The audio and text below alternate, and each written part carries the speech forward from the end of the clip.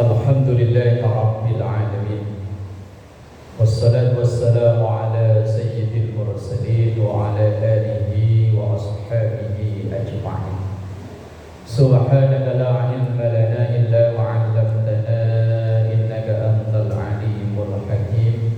Rabbi shrah li sadri wa yassir li amri wahlul 'uqdatam min lisani yafqahu qawli waj'al li waziran min ahli. Amma ba'du.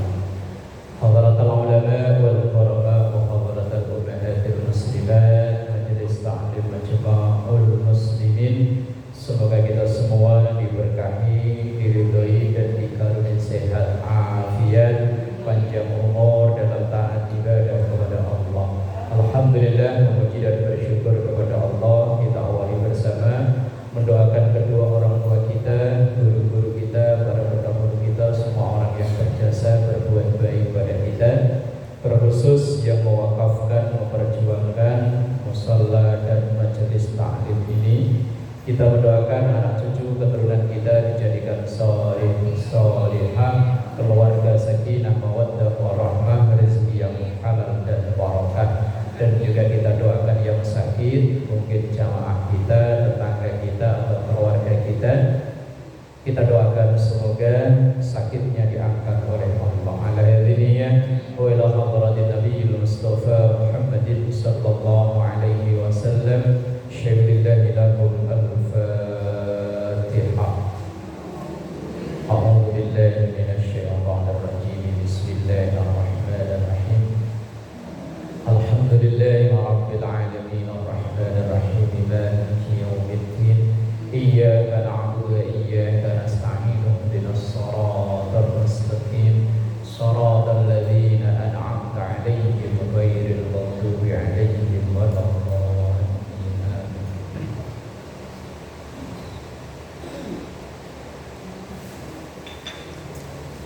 Bismillahirrahmanirrahim. Melanjutkan ngaji kita dari kitab Matan Ghayah wa Taqrib, Salat Gerhana, halaman 47.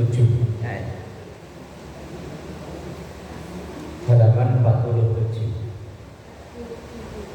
Pasal tentang salat kusuf. Ya, kita baca dulu.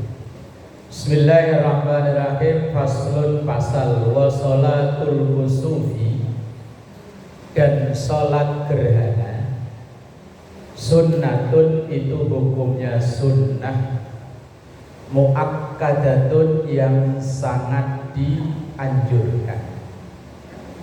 Fa in fatat, maka seandainya terlambat, telat, lam tuqdo, tidak perlu diqodho. Wa yusalli, dan sholat, li kusufis syamsi, untuk gerhana matahari, wa khusufil qamari, dan gerhana rembulan. Kalau pakai kaf, kusuf itu gerhana matahari. Kalau pakai kha, khusuf itu gerhana bulan. Salatnya rakaataini, 2 rakaat. Fi kulli rakaatin, di setiap rakaat, qiyamani, ada 2 berdiri atau 2 kali berdiri. Kalau sholat biasa itu kan setiap 1 rakaatnya berdiri membaca Fatihah cuma sekali. Tapi kalau sholat gerhana 2 kali. Nanti keterangannya.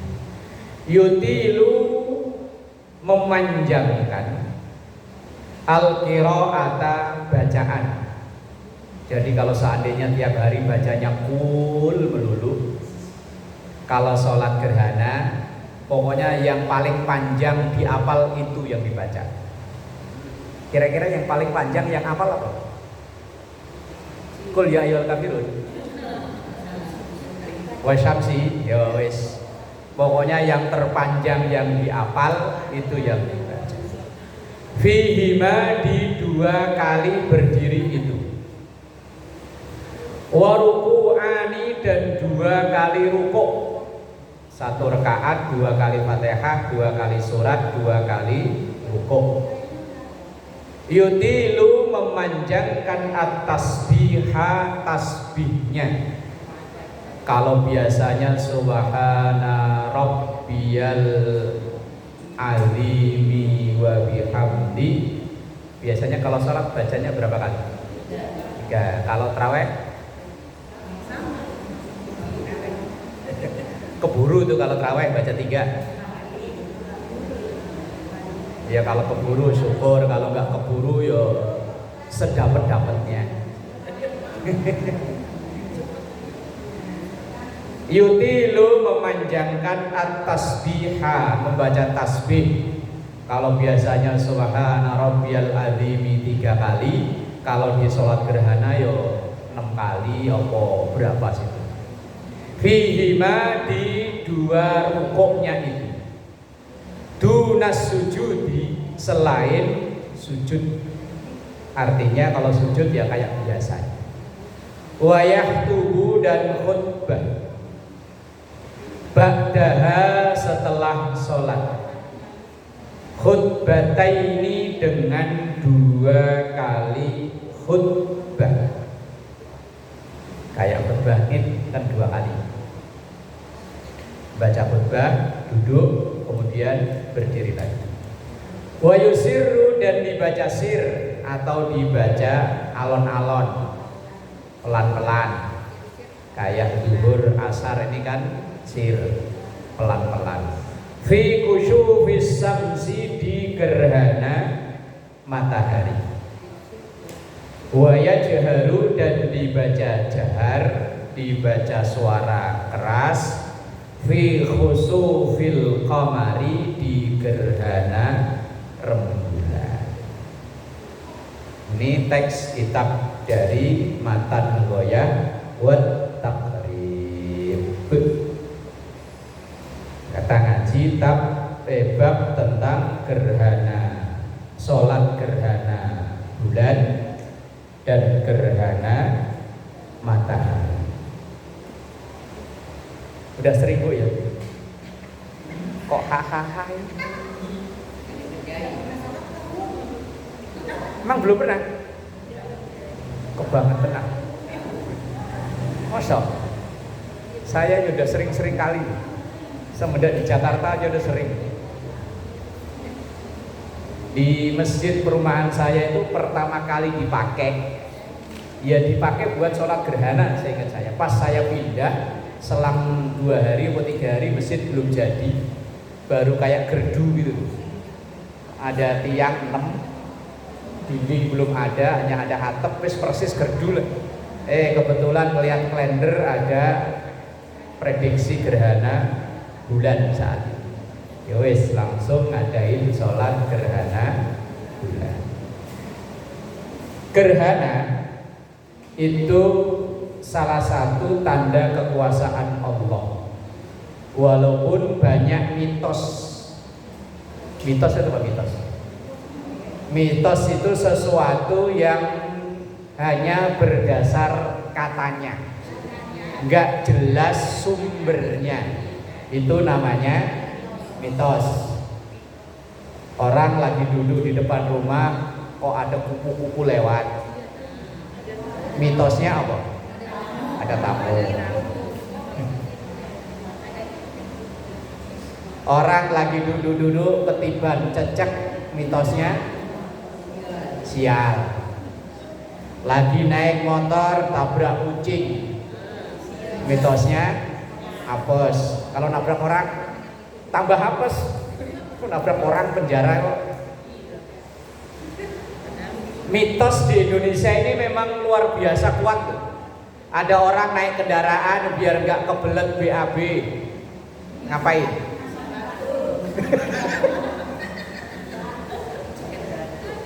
Ngantongin batu. Yang dikantongin kira-kira segede apa itu, Bang? Oh, kirain segini gitu ya. Paling ya segini lah ya. Ada orang anyang-anyangan.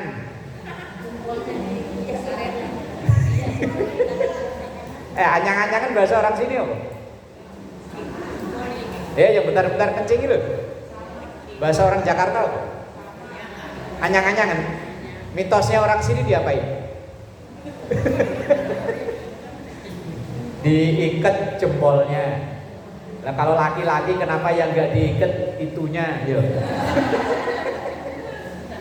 Kok yang diikat jempolnya? Apa hubungannya? Mitos di Indonesia itu memang wis nyatu dengan budaya masyarakat. Jangan duduk depan pintu. Nah, itu pada duduk depan pintu. Mitosnya apa?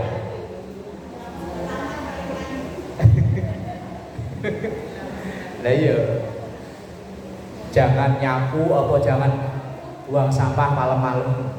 Ada aja mitos. Itu kalau yang mempercayai itu ditanya sumbernya dari mana? Katanya ya, anak kecil udah umur 4 tahun, 5 tahun ngomongnya susah. Lidahnya dikerok. Nah, udah 2 tahun, 3 tahun belum bisa jalan, kakinya disabet. Oh, ya.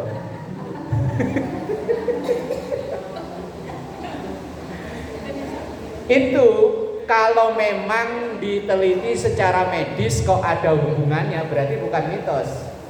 Memang ilmiah. Umpama urat saraf kaki itu entah kenapa kalau disabet pakai belut, di badan belut itu mengandung zat apa umpama. Lah kok memang secara ilmiah masuk akal, ya berarti bener. Nah kalau enggak, lah kenapa milihnya kok ya belut, bukan pakai kaso aja? Lah termasuk gerhana itu ya mitos, bukan hanya di Indonesia, di luar Indonesia ya mitos. Kalau di Indonesia mitosnya kalau gerhana bulan katanya bulannya dimakan sama buto hijau. Zaman saya kecil itu saya masih ingat bener ada gerhana matahari. Saya di luaran lagi main gundu. Lagi main begini, mak langsung digotong dibawa masuk. Karena tanya yaitu mataharinya atau bulannya dimakan sama buto hijau. Orang yang hamil. Lah ya kalau zaman dulu tempat tidur itu kakinya tinggi-tinggi ada kolongnya. Lah kalau sekarang spring bed. Nggak ada kolongnya. Lah terus dulu ngapain? Kolong meja. Iya kalau meja yang dulu sama meja model sekarang pakai kaca, nggak ada kolongnya juga. Lah itu ya mitos, kepercayaan yang ada di masyarakat. Dan dulu memang di daerah saya itu kalau pas gerhana itu ada pisang yang udah mau berbuah dipukul-pukulin. Ada sapi yang hamil dipukul-pukulin. Saya masih ingat depan rumah saya itu ada pohon nangka. Sebelah sana ada pohon pisang. Dia itu ngambil kayu nggak tahu kalau di Jakarta ya. Mitos. Lah dulu ya nggak tahu saya. Saya bukan ahli permitosan. Emak saya aja saya tanya nggak tahu. Tahu mbah mau dulu begitu, ya udah ikut aja lah. Mitos sesuatu yang kalau ditanya kata siapa? Katanya. Lah kecuali ada nih hadisnya nih, loh. Bagi yang Islam, Qurannya nih hadisnya ini. Bagi yang Kristen loh, nih Injilnya ini nih. Bukan mitos, ilmiah sesuai kitab sucinya. Tapi kalau hanya katanya, dan di kita itu ya memang ya tiba-tiba tangan semutan, mitosnya apa? Ini tangan nih, oh tangannya gatel, bukan semutan. Bukan mau napok orang itu gatel. Yes. Lah gerhana itu di zaman Rasulullah Sallallahu Alaihi Wasallam pernah terjadi 3 kali selama Rasulullah sudah menjadi Rasul. Itu gerhana pernah terjadi 3 kali setelah beliau pindah ke Madinah. Dan gerhana yang terjadi saat itu juga bertepatan dengan wafatnya putra Rasulullah yang bernama Ibrahim. Rasulullah itu kan putra putri ada 7. Nah, yang 4 perempuan, yang 3 laki-laki. Nah, yang laki-laki itu semuanya meninggal saat masih anak-anak. Termasuk yang namanya Ibrahim itu meninggal di usia sekitar 18 bulan. Ada yang mengatakan 22 bulan, 2 tahun kurang 2 bulan. Lah ketika bertepatan dengan wafatnya Ibrahim itu putranya Rasulullah, itu bertepatan pula dengan terjadinya gerhana matahari. Lah maka orang-orang Arab saat itu berkeyakinan bahwa kalau ada keluarga orang besar yang meninggal, ini kan anaknya Rasul, ada keluarga orang besar yang meninggal, terjadi gerhana matahari. Itu mitosnya orang Arab dulu. Lah kemudian oleh Rasulullah Shallallahu Alaihi Wasallam dibantah. Akhirnya Rasulullah itu memberi keterangan bahwa gerhana matahari itu tidak ada hubungannya dengan orang yang meninggal. Maka ada satu hadis bunyinya begini: Inna syamsa wal qamara ayatani min ayatillah. Bahwa matahari dan bulan itu adalah 2 tanda, 2 ayat. Ayat itu artinya tanda. 2 tanda dari tanda-tanda kekuasaan Allah. La yang kasyifani, tidak terjadi gerhana pada bulan dan matahari. Limauti ahadin, karena meninggalnya seseorang. Wala lihayatihi, dan juga tidak karena lahirnya seseorang.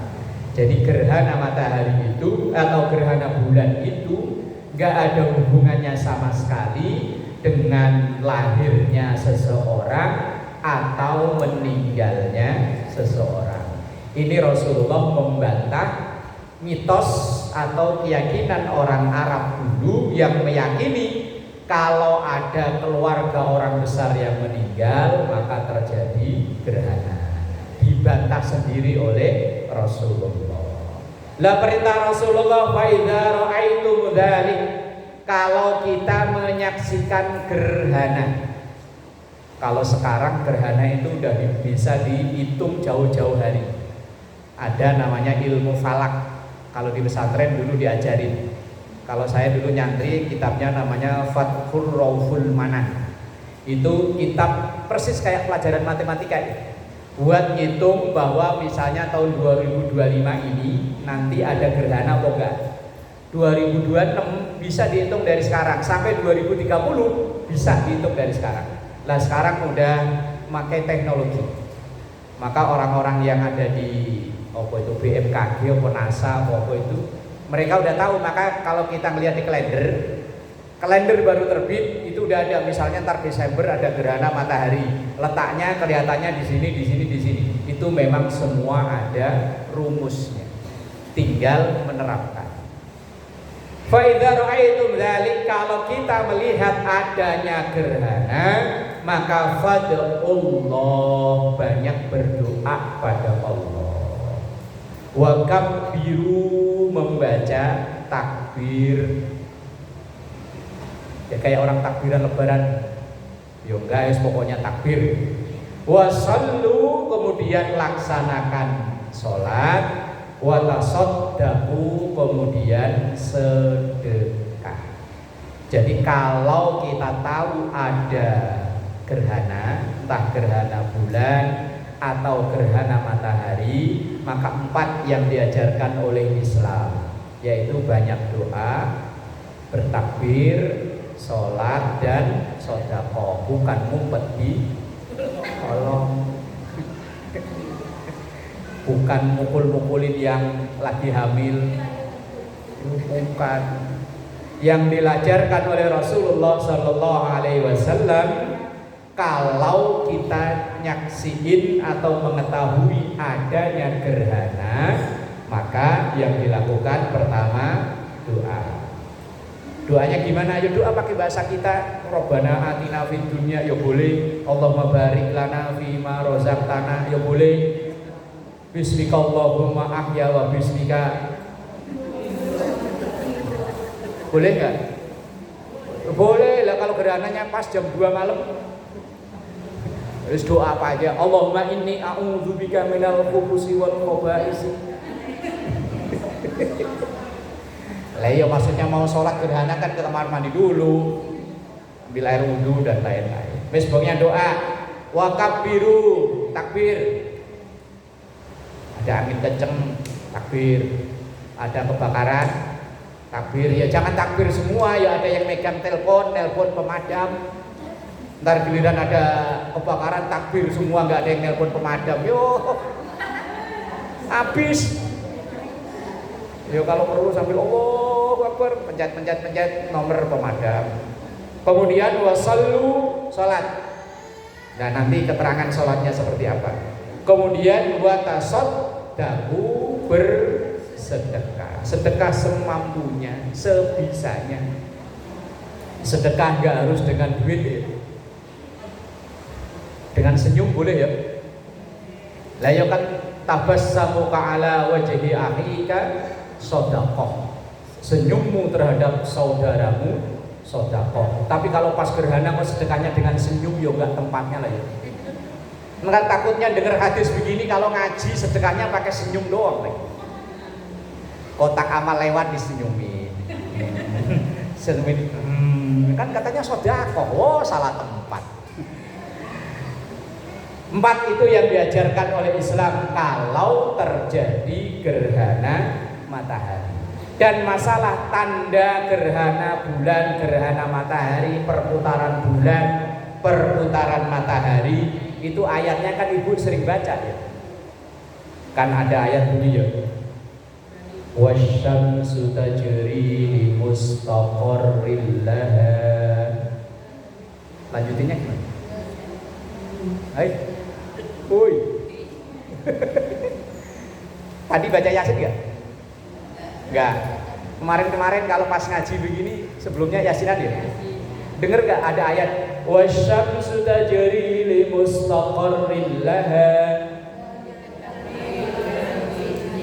Lah itu apa? Terus? Hah? Kok ragu-ragu itu? Qaddar wal qamara qaddarnahu lasyamsu yanbaghi laha. Nah, itu kan ayat yang membicarakan tentang ilmu astronomi, ilmu perbintangan, tentang perputaran matahari dan bulan. Nah, gerhana secara ilmiah itu adalah masalah perputaran antara matahari, bulan dan bumi. Anak-anak kita yang sekolah yang belajar ilmu geografi itu di Yasin sudah dibahas. Kan sering baca ya, tapi nggak tahu artinya sih masalahnya ya.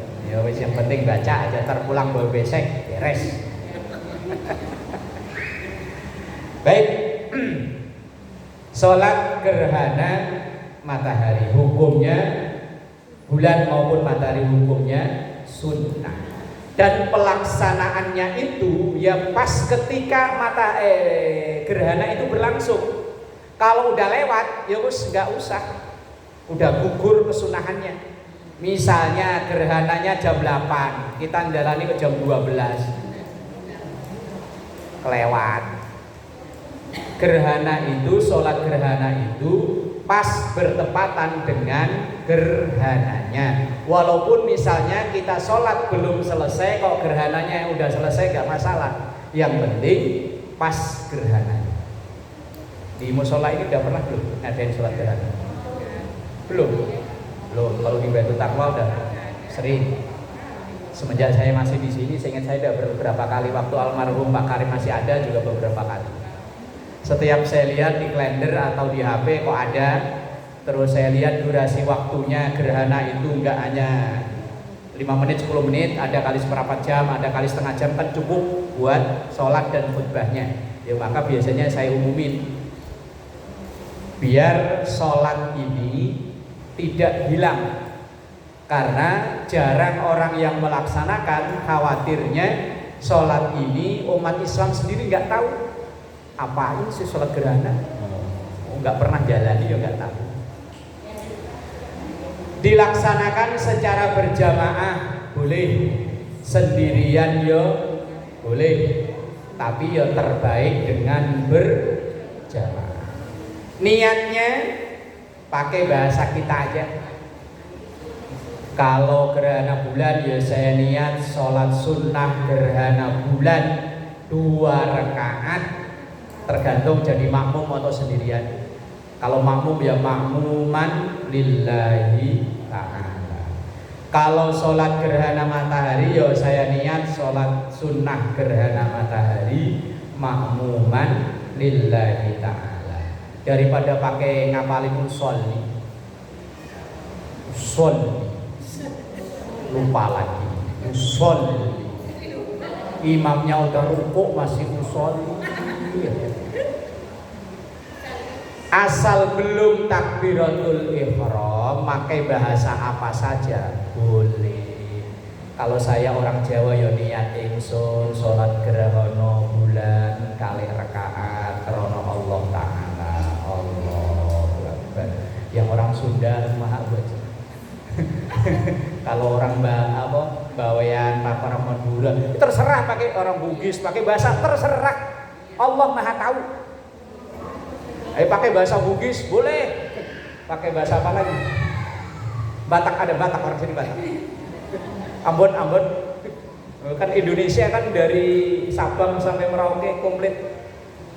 Pakai bahasa apa saja boleh, asal belum takbiratul ihram masih boleh. Tapi kalau udah Allahu Akbar, udah harus mengikuti ketentuan yang berlaku, nggak boleh pakai bahasa sembarangan.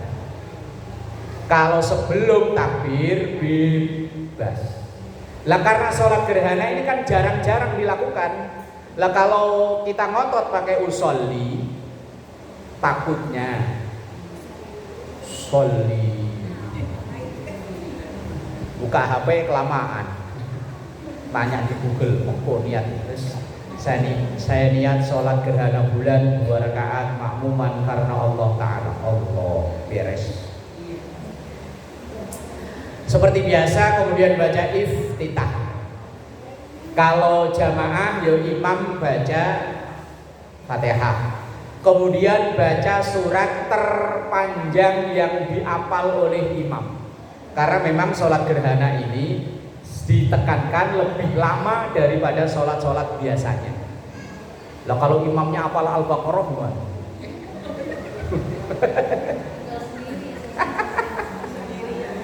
Yo tentu yang bijaksana lah yo, biar dia hafal Al-Baqarah mungkin dibaca 2 halaman. Udah lama banget lah. Wong kita sholatnya biasanya kelukul melulu yo. 2 halaman udah panjang. Lah kalau umpama yang paling hafal pancing hafalnya sabbihisma rabbikal a'la, ya udah itu. Setelah baca Fatihah, baca surat, ruku', Allahu Akbar. Sami Allahu liman hamidah, tangannya sedekap lagi. Jangan ke bawah, tapi sedekap lagi. Baca Fatihah lagi. Habis baca Fatihah, baca surat lagi. Kalau misalnya tadi di pertama baca suratnya 10 ayat, maka yang kedua dikurangi 8 ayat. Pokoknya yang pertama itu lebih panjang dari yang kedua. Sama sholat harian juga begitu. Kita sholat sehari-hari ini loh, rakaat pertama itu dianjurkan lebih panjang daripada rakaat kedua. Misalnya rakaat pertama Al-Kafirun kan 6 ayat yo. Rakaat kedua yo yang kurang dari 6 ayat. Mosok pertama Al-Kafirun, yang kedua Wadduha. Kebalik. Yang pertama lebih panjang, kemudian lebih pendek. Setelah selesai surat sama ruku lagi. Allahu Akbar. Dan tasbihnya ketika ruku lebih panjang dari biasanya. Kemudian sami Allahu liman hamidah i'tidal, baru tangannya dilepas, tidak sedang. Setelah itu sujud seterusnya seperti biasa. Jadi dalam satu rakaat sholat gerhana itu 2 kali baca Fatihah, 2 kali baca surat, 2 kali rukuk, 2 kali i'tidal. Yang membedakan dengan sholat-sholat yang lain yaitu selain itu sama aja. Nanti di rakaat yang kedua sama. Misalnya dari sujud kemudian menuju rakaat kedua, tangan sedekap, baca Fatihah, baca surat. Baca suratnya lebih pendek dari yang pertama dan kedua tadi. Misalnya pertama tadi 10, yang kedua 8, berarti yang ketiga 6 umpama. Setelah baca surat, rukuk, i'tidal, sedekap lagi. Baca Fatihah lagi, baca surat lagi. Jadi total walaupun cuma 2 rakaat, baca Fatihahnya 4, baca suratnya 4, sujudnya 4, i'tidalnya 4. Itu yang membedakan sholat gerhana dengan sholat yang lainnya. Setelah itu yus sama seperti sholat yang lain.